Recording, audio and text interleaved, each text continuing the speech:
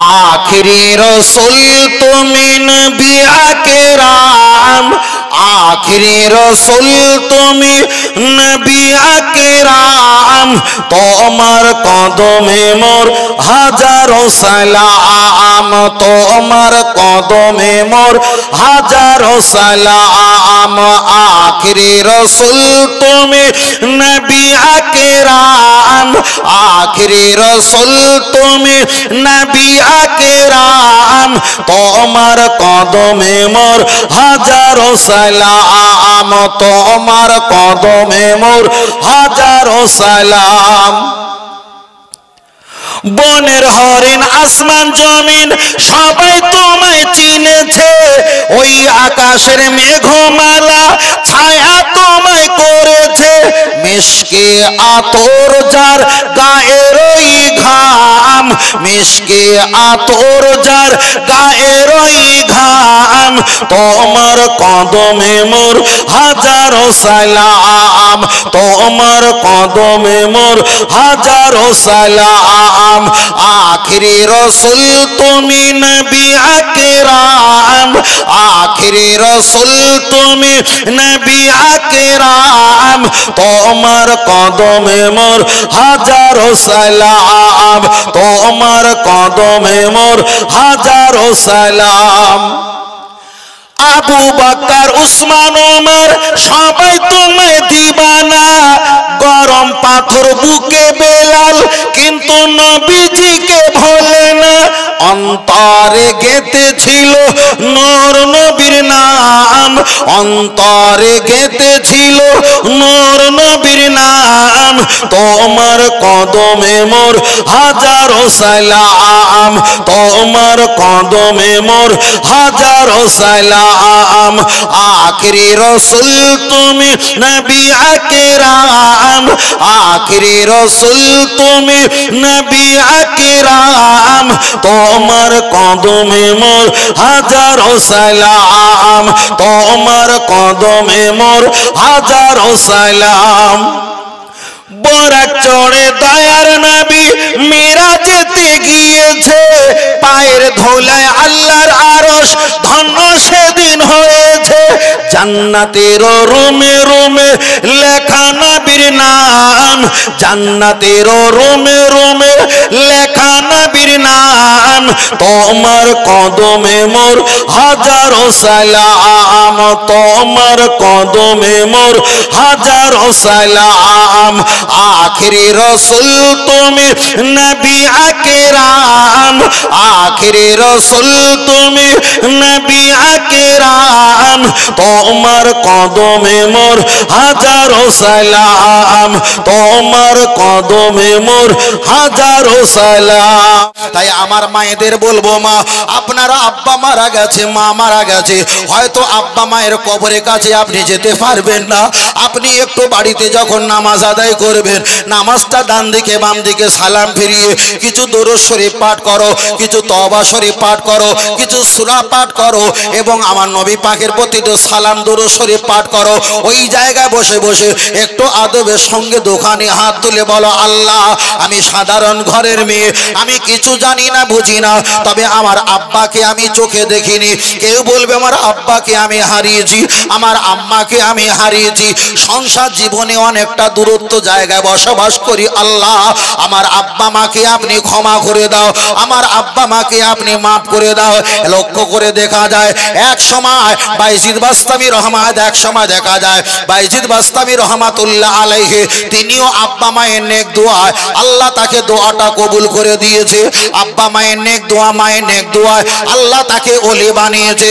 ও ভাইরা বাবাজিরা, হাসান বাসারি রহমাতুল্লাহ আলাইহি তিনিও তার নেক দোয়া আমার আল্লাহ তাকে ক্ষমা করে দিয়েছে। বিশরে হাফি রহমাতুল্লাহ আলাইহি এক সময় তিনি উপরে নামাজ আদায় করেন, আল্লাহকে বলেন, আল্লাহ আমি বিশরে হাফি মদ্য করেছিলাম, নেশা করেছিলাম, আল্লাহ আপনি আমাকে ওলি বানিয়ে বানিয়েছেন, তবে আমি ছাদের উপরে নামাজ আদায় করি। আমার ঘরের পাশে একটা মোজার খোলা আছে, একটা কবরস্থান আছে। দেখতে পাই মাইয়েতগুলো বসে বসে বসে বসে কি যেন ভাগ বাটলা করে, কি যেন ধোয়া লবা করে, আমি চিনতে পারি না।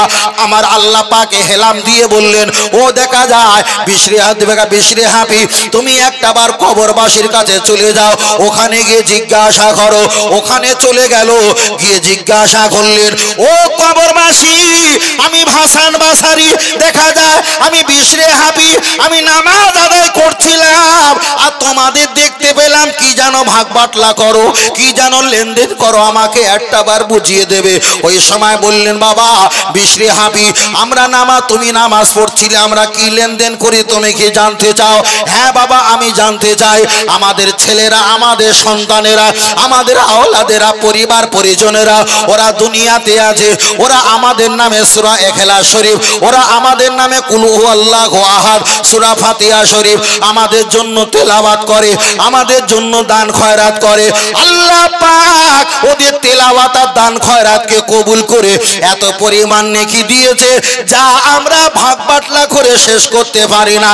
এখনই আল্লাহ আমাদের জানিয়ে দিয়েছে, তোমার আল্লাহ আওলাদের দোয়ার বিনিময় তোমাদের জাহান্নাম থেকে মুক্তি বানিয়ে জান্নাতে হাজির করিয়ে দিলাম। তাই আমি আপনাকে বারবার করে বলবো, আপনি সবে বেড়াতে আব্বা মায়ের জন্য খতম দেবেন, ওটা শেষ নয়, মাসে একটা বার খতম করার চেষ্টা করেন, না হলে 6 মাসে একটা খতম দেওয়ার চেষ্টা করেন। সময় পেলে জুম্মার আর জুম্মার দিনে আব্বা মায়ের জন্য একটু দোয়া চাও। আর আপনি মেয়ে সন্তান, আপনি ছেলে সন্তান, আপনার দোয়ার বিনিময় আপনার আব্বা মা যদি একটা বার নাজাত পেয়ে যায়, নবী বললেন, যে জান্নাত পেয়ে যাবে যার দোয়ার খাতিরে, তাকেও না নিয়ে তারাও জান্নাতি হবে না। আর একটু জোরে হবে না?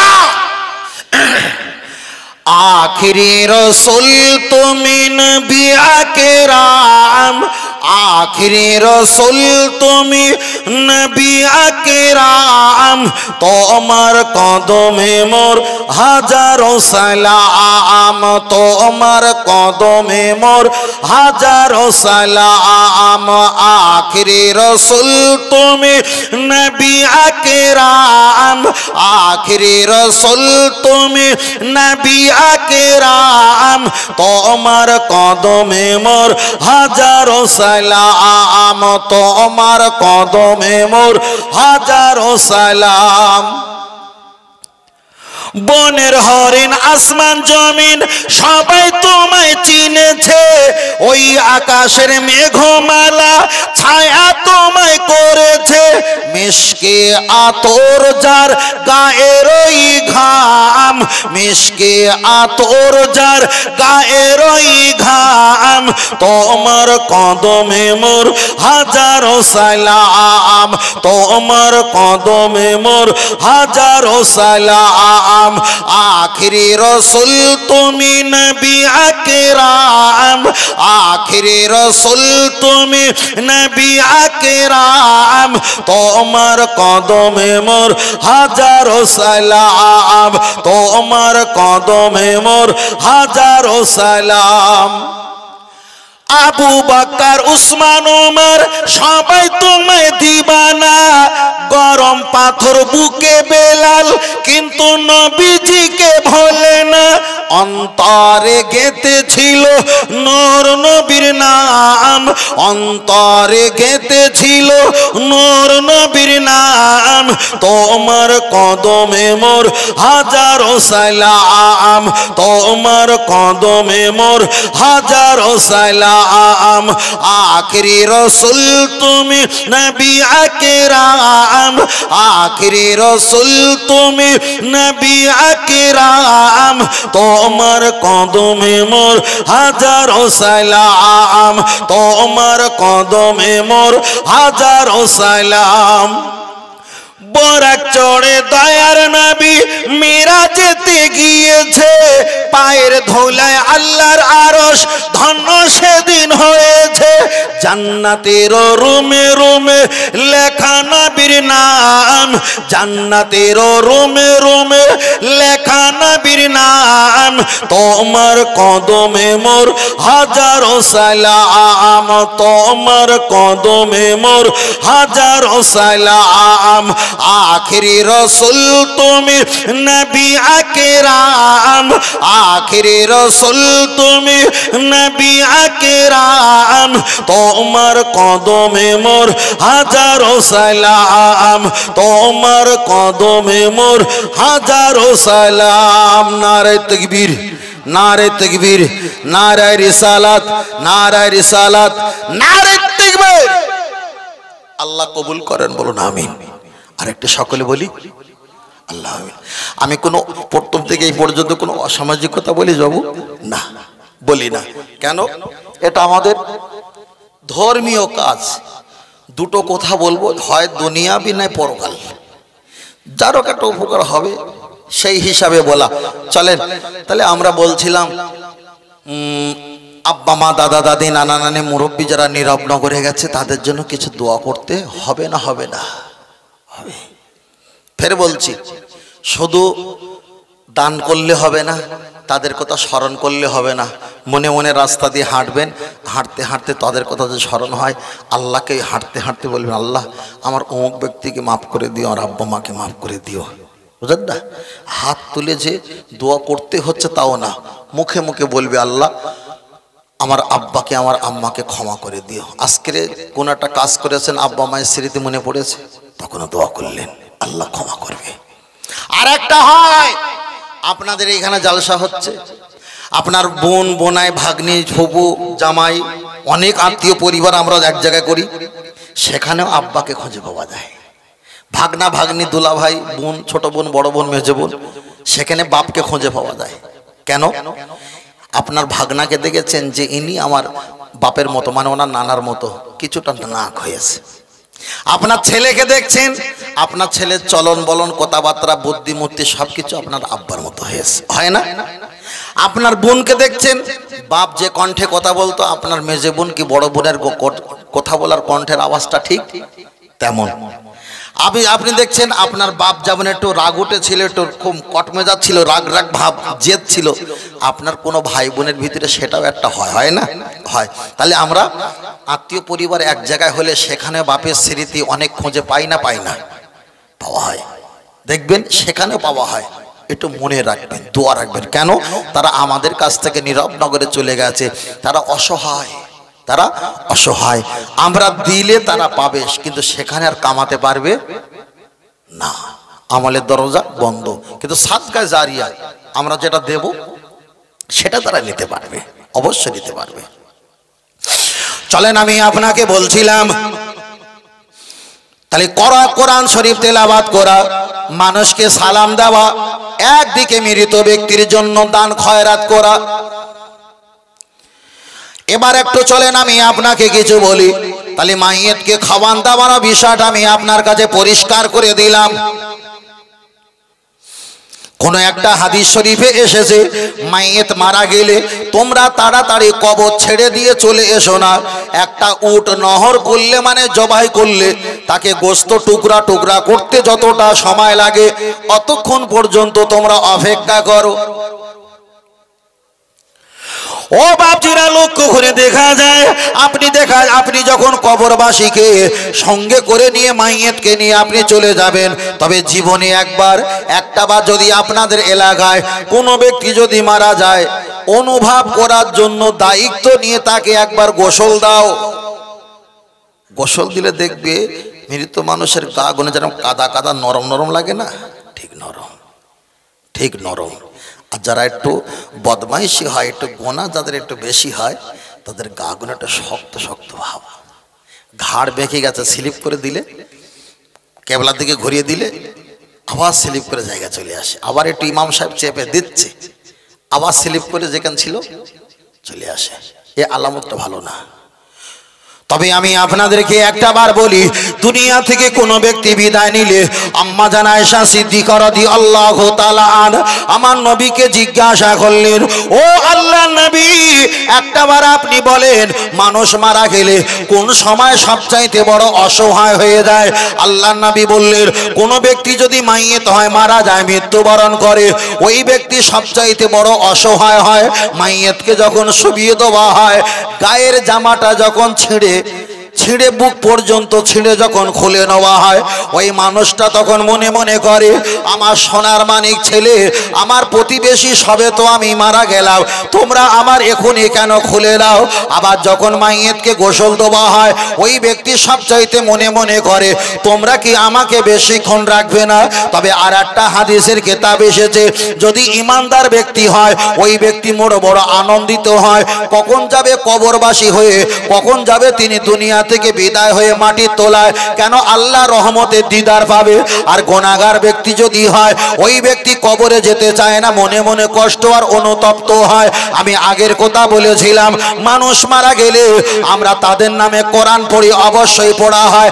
মাইয়েত মারা গেলে তার মাতার কাছে আমরা সূরা ইয়াসিন শরীফ পড়ি, সূরা বাকারা পড়ি, আমরা দেখা যায় এদিকে সূরা রহমান পড়ি, সূরা ওয়াকিয়া পড়ি, বিভিন্ন আমরা সূরা কেরাত গুলো পড়ে থাকি।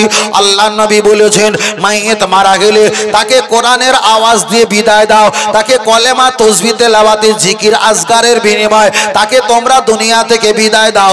তাই আমরা তাদের নামে কোরআন তেলাওয়াত করি, কলেমা জিকির পড়ি।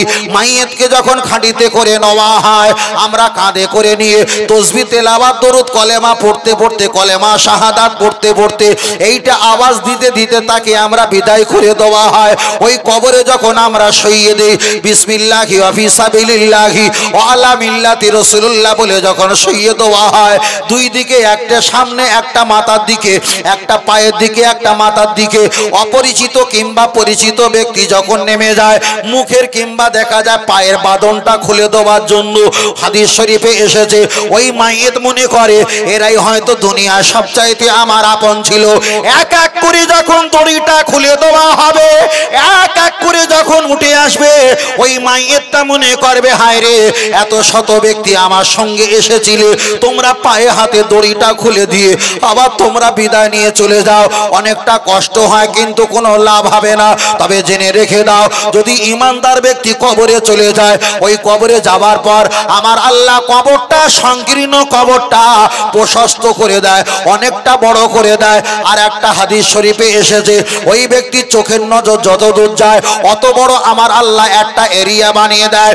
ও আমার ছেলেরা, জওয়ান যুবকেরা, তাই আমি আপনাকে বলি, বাবা, অনেকে দাড়ি রাখেন না, একটু হালকা হালকা দাড়ি রাখা শুরু করেন। অনেকে নামাজ পড়েন না, আপনার 2 ওয়াক্ত নামাজ কাজা হয়ে যায়, যাই যাক, আপনার 3 ওয়াক্ত হয়ে যায়, যাই যাক।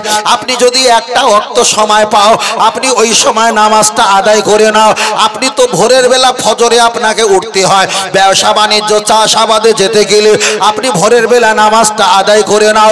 দুপুর বেলা তো খানা খেতে হবে, একটা হোক, দুটো হোক, আড়াইটা হোক, ওই সময় 5টা মিনিট ধরে আপনি ফরজটা আদায় করে নাও। আপনি বিকালে নামাজটা যদি সময় না পাও, আসরের নামাজটা পড়ে নাও। আবার মাগরিবের নামাজ যদি সময় না পাও, এশার নামাজে আপনি কাজাটা আদায় করে তুলে নাও। তবে জেনে রেখে দাও, আল্লাহর নবী জানিয়েছেন, আফদালুল ইবাদাতি সালাত, সবচাইতে বড় ইবাদত হলো আল্লাহ পাকের নামাজ। এই নামাজটা হলো আমার আল্লাহ পাকের মেরাজ। আমার নবী দুনিয়ার হায়াতে যখন ছিল, জিবরিল আমিন আলাইহিস সালাম আল্লাহর পক্ষ থেকে আমার নবীর কাছে অনেক কিছু নিয়ে এসেছিল, কিন্তু আমার আল্লাহ নামাজটা আমার নবীর কাছে দেয়। আমার দেখা যায় জিবরাইলের কাছে দেয়নি, ওই নামাজটা আমার নবী পাকের হাতে দিয়েছিল। তবে জেনে রেখে দাও, দুনিয়াতে যারা ওলি আউলিয়া, দুনিয়াতে যারা নবী আম্বিয়া, এরা দুনিয়াতে আমাদের উপকার করে। আবার নবী আম্বিয়ারা চলে যাবার পর ওই নবী আম্বিয়ারাও আমাদের উপকার করে।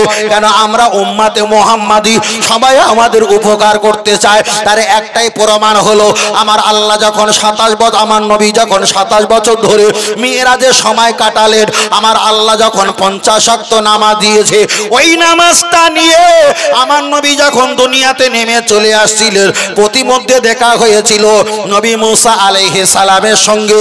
নবী মুসা আমার নবীকে জিজ্ঞাসা করলেন, ইয়া রাসূলুল্লাহ, হাবিবাল্লাহ, আল্লাহ আপনাকে কতটা নামাজ দিয়েছে? দিয়েছে, ও নবী মুসা রে, আমার আল্লাহ আমাকে 50 ওয়াক্ত নামাজ দিয়েছে। ও আল্লাহর নবী, আপনাকে জানিয়ে দিয়ে আপনার উম্মত 50 ওয়াক্ত নামাজ পড়তে পারবে না। নবী মুসা আলাইহিস সালাম বললেন, ইয়া রাসূলুল্লাহ, আপনি একটা বার ঘোরাও, আপনি একটা বার যাও। আমার নবী যায়, নবী মুসা আমার নবীর চেহারাটা দেখে, আবার যখন ফিরে আসে সামনের চেহারাটা দেখে, কমাতে কমাতে 45 যখন কমে গেছে, বাকি আছে 5 ওয়াক্ত। ওই সময় নবী মুসা বললেন, ও আল্লাহর নবী, আল্লাহকে বলেছিলাম রাব্বি আরিনি, আল্লাহ আপনার দেখতে চাই, আমি আপনার দিদার পেতে চাই। আমার আল্লাহ বলল, লান্তারানি, পারবি না, পারবি না। তাই আমি নবী মুসা আল্লাহকে যখন দেখতে পাইনি, আপনাকে যখন দেখতে পেয়েছি, আপনি যে 27 বছর ধরে আল্লাহর সঙ্গে দিদার লাভ করেছেন, আপনি 50 ওয়াক্ত নামাজ দিয়েছেন, এই নামাজটা কমানোর বাহানা দিয়ে আপনি যাও, আমি দেখি, আপনি আসেন, আমি দেখি। আল্লাহ দেখতে পাই না, কিন্তু আপনার দেখে আল্লাহ দেখার স্বাদ আমি মিটিয়েছি। আর একটু জোরে বলে সুবহানাল্লাহ। আমার মূল বিষয় হলো একটা, তাহলে নবী আম্বিয়ারাও আমাদের দুনিয়া থেকে চলে যাওয়ার পর আমাদের উপকার করতে পারে। তার কারণ হলো একটা, আল্লাহ দিয়েছিলেন 50 ওয়াক্ত নামাজ, ওই 50 ওয়াক্ত নবী মুসা আলাইহিস সালামের ওসিলায় 45 কমে গিয়ে ছিল 5, ছিল 5। তাহলে নবী মুসা আলাইহিস সালামের ওসিলায় 45 কমে গেছে। নবী মুসা দুনিয়া বেঁচে আছে না, না বেঁচে নাই, দুনিয়া থেকে বিদায় নিয়েছে। তাহলে চলে যাওয়া নবীরাও আমাদের উপকার করে থাকে। জোরে জোরে বলেন সুবহানাল্লাহ। তাই আমরা বলি, আমাদের বাপ মা দাদা দাদি নানা নেতারা আমাদের প্রতি নেক দোয়া দেয়। কি দোয়া? নেক দোয়া। পীর মাশায়েখ ওলিয়া উলিয়ারা তারা আমাদের প্রতি তাওয়াজ্জু ফায়েজও দেয়, আমাদের প্রতি রুহানি হালাতে তাকায়। এখান থেকে প্রমাণ হয়ে যায় দুনিয়াতে নবী আম্বিয়া ওলিয়া আউলিয়ারা উপকার করে, এটা শেষ নয়, চলে যাওয়ার পরেও উপকার। জি জি, আপনারা আমার কথা বুঝতে পারছেন তো বাবু? পিছনে যুবক ভাই বুঝতে পারছো তো বাবু? ফের বলছি, আমি কোনো হ্যারে হোড়ে হোড়ে হোড়ে ওড়ে শোটা আমি কিছু বলতে পারি না। যতটুকু বলি কোরআন হাদিসে বলি। এইটা চুল পরিমাণ কোনো সময় কাটানোর জন্য অযথা কোনো লফজ, কোনো আওয়াজ, ভাষা বলি না। চল এগিয়ে যাই। ও ভাইরা বাবাজিরা, চলেন আমি আপনাকে বোঝাচ্ছিলাম সবরেসানি দোয়া খায়ের সম্পর্কে আমি আপনাকে বলছিলাম। আপনার কাছে আর একটা বলি, আমরা তাসবিহ তেলাওয়াত করি, আমরা অনেকে ইন্টারনেটে দেখেছি, কোনো এক দেখা যায় আহলে হাদিসের একটা মূর্খ ভণ্ড বক্তা, উনি বক্তব্য করছিলেন আর তাসবিহটা দিনেতে দানা তিনি ছেড়ে দিচ্ছিলেন আর বলছিলেন এটা পড়লে আমার নবীকে অপমান করা হবে। কিন্তু আমি আপনাকে খোলাসা একটা কথা বলি, লক্ষ্য করে দেখা যায় আপনি তাসবিহ তেলাওয়াত করতে পারেন, তবে হাদিস শরীফে এই কথাটা ওরা বলবে, তোমরা তাসবিহ তেলাওয়াত করবে আঙ্গুলের গিরা গিরা যেটা আছে এই জায়গা তোমরা যদি আঙ্গুল টিপে টিপে তাসবিহ পাঠ করো, এই আঙ্গুল থেকে আল্লাহ নূর দান করবে, নূর দান করবে। কিন্তু অবশ্যই ভালো আপনি তাসবিহ তেলাওয়াত করতে পারেন মুখে অন্তরে হিসাব করে, কোনো সমস্যা নেই। এক সময় আম্মা জানমা ফাতেমা রাদিয়াল্লাহু তাআলা আনহা তানার বাড়িতে আমার রাসূল গেলেন। আম্মা জান বললেন, ইয়া রাসূলুল্লাহ, হাবিবাল্লাহ, আমার একটু কষ্ট হয়। আল্লাহর নবী বললেন, আমার বেটি রে ফাতেমা, তুমি যদি কষ্ট থেকে বাঁচতে চাও, সুবহানাল্লাহ, আলহামদুলিল্লাহ, আল্লাহু আকবার, এই 33 বা 34 বার তুমি তাসবিহ তেলাওয়াত যদি করতে পারো, আমার আল্লাহ তোমাকে শক্তি দান করবে। জোরে বলেন সুবহানাল্লাহ। তবে লক্ষ্য করে দেখা যায় হযরতে ওমর ফারুক রাদিয়াল্লাহু তাআলা আন, উনি যখন দুনিয়ার হায়াতে ছিলেন, উনি ঘুমানোর আগে এই রকম নেড়ে নেড়ে পাথরগুলো 200, 100, 150 গ্রাম ওজনগুলো পাথরগুলো উনি ছিদ্র করেছিলেন, রশি ঢুকিয়ে দড়ি ঢুকিয়ে উনি তাসবিহ তেলাওয়াত করতেন গিনতিতে 1000 উনি ঘুমানোর আগে লা ইলাহা ইল্লাল্লাহ বিভিন্ন তাসবিহ তেলাওয়াত করতেন। 1000 বার গোনা হয়ে গেলে আল্লাহুম্মা বিসমিকা আমতু আহিয়া বলে উনি আবার ঘুমিয়ে পড়তেন। ওমর ফারুক রাদিয়াল্লাহু তাআলা আন, আল্লাহর নবী বলেছেন, ফালাকানা বাদান নবী গিনা লাকানা ওমর নবী, দিয়া আমার পরে আল্লাহ যদি কাউকে নবী বানাতেন ওমরকে ছাড়া আর কাউকে নবী বানাতেন না। সেই ওমর ফারুক এত বড় বড় পাথরের দেখা যায় তাসবিহ তানা করে উনি যখন তাসবিহ তেলাওয়াত করতেন, ওই ওমর ফারুক রাদিয়াল্লাহু তাআলা উনি যদি এই জামানায় বেঁচে থাকতেন এত বড় পাথরের তাসবিহ দানা না করে ছোট ছোট প্লাস্টিক কাঠের তাসবিহ দিয়ে তিনি অল্প সময়ে আল্লাহ তাসবিহ বেশি বেশি পড়ার সুযোগ পেতেন। জোরে বলেন সুবহানাল্লাহ। এতে কোনো হারাম নেই তো। আপনি তাসবিহ আঙুলে পড়তে পারেন, আপনি কোনো দানা নিয়ে পড়তে পারেন, কোনো একটা গুটি নিয়ে পড়তে পারেন তাসবিহ আপনার হিসাবের জন্য, যে সারাদিনে আমি এতবার পড়েছি কোনো সমস্যা নেই। যারা বলে যে আঙুল দিয়ে গুনতে হবে আর কিছু গোনা যাবে না, আমাদের কাছে সাহেবরাত আসছে তো বাবু, সাপোজ সাহেবরাত আমরা হালুয়া রুটি খাই না খাই। এখন হয়তো ফতোয়া দেয় নিয়ে দেবেন, ফতোয়া একটু পরে দেবে কিছুদিন পরে যে হালুয়া রুটি খাওয়া বেদাত, খাওয়া যাবে না। যখন রোজা আসে তখন তারাবি নিয়ে ফতোয়া দেয়, যখন সাহেবরাত আসে তখন হালুয়া রুটি নিয়ে ফতোয়া দেয়। কথা বুঝতে পেরেছেন? আর সারা বছর ওদের খুঁজে পাওয়া যাবে না, সারা বছর খুঁজে পাওয়া যায় না। ঠিক এই সময় আসবে। তা আমি একসময় বনগায় গিয়েছিলাম জলসায়, তা আমাকে একজন, সে আহলে হাদিস, তার আমি চিনি, তা সে বলেছে যে হালুয়া রুটি নবী পাকের জামানায় ছিল না, খাওয়া যাবে না। তা আমি বলে ঠিক আছে। তা আমি পরে যখন উঠলাম, উঠে বললাম শোনো, হালুয়া রুটি খাওয়া যাক আর না যাক পরের ব্যাপার, আমরা আপেল, পেয়ারা, নেবু, নেশপতি, ডালিম, খাজুর, শশা এগুলো খাই তো। পাশে থাকে পেঁয়াজি, চপ, মশা বলেন না, ওই আলু ভাজা, ডিমের চপ, পেঁয়াজি এগুলো থাকে না। একদম আল্লাহকে সাক করে কি বলেন দিদি, সারাদিন রোজা রাখার পর চপ পেঁয়াজি যে স্বাদ লাগে, এত হাজার ফল এত স্বাদ লাগে বলে মনে হয়? কি ভুল বলছি? কাঁচা লঙ্কা, পেঁয়াজ আর বেগুনি কিংবা আলু এগুলো মুড়িতে মাখিয়ে পেঁয়াজ দিয়ে মায়েরা দেয় না, এ যা স্বাদ লাগে। এই আপেল, লেবু, কলা, নেশপতি, আঙুর, ডালিম এগুলো কি এত স্বাদ লাগে? কোশ্চিন কালে লাগে না। যদি বলে হ্যাঁ ভালো লাগে, ও জীবনে খাবার সম্পর্কে কিছু বোঝেই না। আচ্ছা বলেন দিদি, সাহেবেরাতে হালুয়া রুটি খাওয়া যদি ওরা বলে নবী পাকের জামানা ছিল না, আচ্ছা নবী পাকের জামানায় এই চপ, পেঁয়াজি, বেগুনি, আলু এগুলো ছিল? জি ছিল না তো। বড় ভাই তো পোল্ট্রি খায়নি, সেই ওই পোল্ট্রি খান না, পোল্ট্রি মুরগি। নবীর জামানায় কি পোল্ট্রি মুরগি ছিল না? ছিল না। আল্লাহ আল্লাহ। তাহলে নবীর জামানায় পেঁয়াজি, চপ, আলু, বেগুনি, ঘুগনি, চটপটি এগুলো ছিল না। তাহলে নবীর জামানায় বোয়াল মুরগি, এই বাটফুলো মুরগি মানে বাটফুলো পোল্ট্রি মুরগি এগুলো ছিল না। তাহলে নবীর জামানা যদি হালুয়া রুটি না থাকে, যদি খাওয়া বেদাত হয়, তাহলে এগুলো কি হবে? জি এগুলো খাওয়া হালাল। মায়েরা রেস তো, আমি যেহেতু এই জায়গায় আসি খুব পরিচিত তো, আমার মায়েরা ছেলে হিসাবে সম্মান দেয়, ওই জন্য আমি কিছু কথা বলতে পারি না। তো মুখ খুব পাতলা।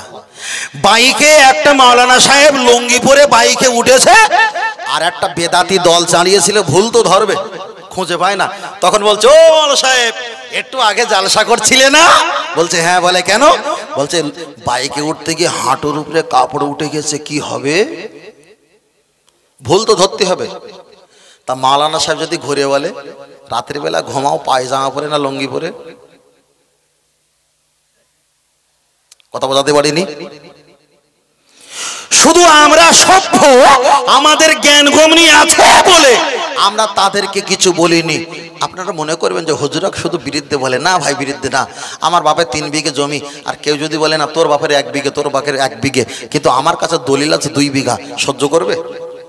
সহ্য করবে না। আমরা বলি এটা জায়েজ, এটা আমাদের কাছে দলিল আছে। আর কেউ যদি বলে না এটা না জায়েজ, এটা নেই, এটা নেই, মানে জমি নেই, সহ্য করা সম্ভব নয়। তাই একটাই কথা বলছি, আল্লাহর ইবাদত, নবীর মোহাব্বত, কোরআন তেলাওয়াত, মা বাপের খেদমত, মাজার জিয়ারত, একটাই দল জান্নাত। ওই দলটার নাম হলো কোরআন হাদিসের অনুকূলে আহলে সুন্নাত আল জামাত। যদি বলুন সুবহানাল্লাহ। একটাই দল জান্নাত। আর পৃথিবীতে যা দল আছে সব কটা মানুষের বানানো দল। লাইভ চলছে, লাইভ চলছে, লাইভ চলছে। আমি তো মিথ্যে কথা বললে তো কে কমেন্টে লেগে ভুল বলছে। নদিয়াতে জলসা ছিল, সেখানে এক রাজমিস্ত্রির দাওয়াত ছিল। লাইভ চলছে, যারা নদিয়া ছেলেরা দেখছো ভালো করে খেয়াল রাখো। আগে ছিল একটা বক্তা, আমি জানিনি, তবে আল্লাহ মাফ করুক, আমার শোনা, মিথ্যা হতে পারে, আল্লাহ মাফ করুক। তিনি ওই এলাকার ভালো আলেম ছেলে। তা আমাকে বলেছিল যে একজন প্রথম যিনি উঠবে তিনি আজান গাছি, কিন্তু সে ছেলেটাকে মোহাব্বত করে, তার অশ্বনে খুব ভালো লাগলো আলহামদুলিল্লাহ। কিন্তু পরে থাকবে কে আহলে হাদিস, আর লাস্টে থাকবে কে হানাফির বক্তা। কথা বুঝতে পেরেছেন? তা ও এত বড় ধোকাবাজ প্রবঞ্চনা, যখন শুনেছে যে আমি আছি, ও তখন বলেছে না আমি মুর্শিদাবাদ ডোমকলের চলে এসেছি।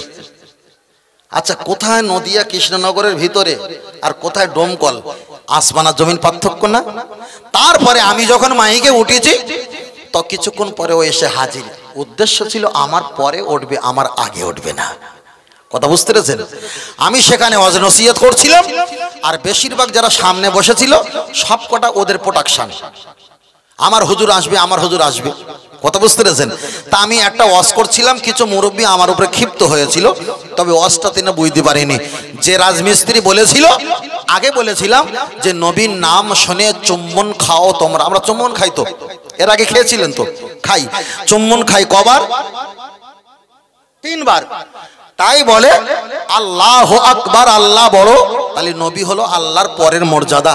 তা তোমরা যদি নবীর নামে 3 বার খাও, তাহলে আল্লাহ একবার, একবার বলে কবার খেতে হবে? 3 তিরিককে 9 বার।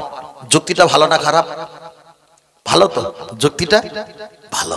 এবার বলেন, আমি ওই ওই ওই মিস্ত্রি ওখানে আছে যাতে আওয়াজটা তার কানে যাক, তাই আমি বলছিলাম, বলে চাচা 3 বছর স্ত্রী বড় না শাশুড়ি বড়? তা বলছে শাশুড়ি বড়। তাহলে স্ত্রী তো 3 বছর ধরে চুম্বন খেয়েছে, তাহলে শাশুড়ির ক বছর খেতে হবে? 3 তিরিকে 9 বছর। কেন আল্লাহ বড়, যদি আল্লাহ 3 তিরিকে 9 বার খেতে হয়, নবী ছোট, নবী যদি 3 বার খাই, তাহলে শাশুড়ির থেকে স্ত্রী ছোট, স্ত্রী 3 বছর চুমু খেয়েছো, শাশুড়ি 3 তিরিকে 9 বার চুমু খাও। তা কটা লাফালাফি শুরু করে দিয়েছে। হ্যাঁ তুমি এরকম বললে কেন? আমি বলিনি, তোমার মূর্খ হুজুর বলেছে, পারতা জিজ্ঞেস করে দেখো। তাই আমরা একটু রাং দিয়ে ঝালাই করছিলাম, মেরামত করছিলাম। কথা বুঝতে পেরেছেন? আমরা বলিনি, বলেছ, তাই আমরা একটু মেরামত করছি, যেটা বলা ঠিক না। বারবার করে বলছি, এলাকার হাফেজ আলেম যারা আছো, দাওয়াত যাদের করবে, ভালো সুন্নাতুল জামাতের আলেম কিনা, না বেদাতি, না ওহাবি, না অন্য কোনো মতপথের আহলে হাদিস কিনা, যাচাই বাছাই করে নিয়ে তারপরে দাওয়াত করবে। কথা বুঝতে পেরেছেন? আর না তো আমাদের বাগানে এসে, আমাদের সম্পত্তির এখানে বসে খাওয়া দাওয়া করে পয়সা করে নিয়ে চলে যাবে, হয়তো ধরতে দেবে না, বুঝতে দেবে না, কিন্তু সুযোগ পেয়ে যাবে। ওরা মুনাফিক, যেখানে যেরকম সেখানে সেরকম করে। আল্লাহ হেফাজত করে, বলো না আমিন। আমরা তো কেউ কাফের না। কেউ কাফের? কেউ কাফের না। আমরা হলাম সব ইমানদার, কিন্তু ওরা আমাদের কাফের বলে বিশ্বাস করে। আমরা কাফের না, তাহলে ওরা যদি আমাদের কাফের বলে বিশ্বাস করে, তাহলে কাফের হয়ে গেছে কারা? ওরা। আর কাফের রস শোনা যাবে? কাফের সঙ্গে নামাজ পড়া যাবে? কাফের সালাম মোসাফা যাবে? যাবে না। এটা হলো শেষ কথা। চলেন, আমি আপনাকে বোঝাতে চেয়েছি, বলতে বলতে বিষয়টা অনেক লম্বা করেছিলাম। শুধু সবরে সানি আর কোরআন তেলাওয়াত সম্পর্কে আপনার কাছে আমি বলেছি, মাঝখানে একটু নবী সম্পর্কে একটু বলা যাক। আমার নবী কাদের মতো? আমাদের মতো না, নবী নবীর মতো। তার প্রসঙ্গে 2 ও 3টে ব্যাখ্যা করে আপনার কাছে বলা যাক। আমরা নামাজ পড়ি, আমাদের নামাজ হলো খমসা 5 ওয়াক্ত। আমার নবী নামাজ আদায় করে, আমার নবীর নামাজ হলো 6 ওয়াক্ত। এবার বলেন, নবীর নামাজ আমাদের নামাজ কি মিল আছে?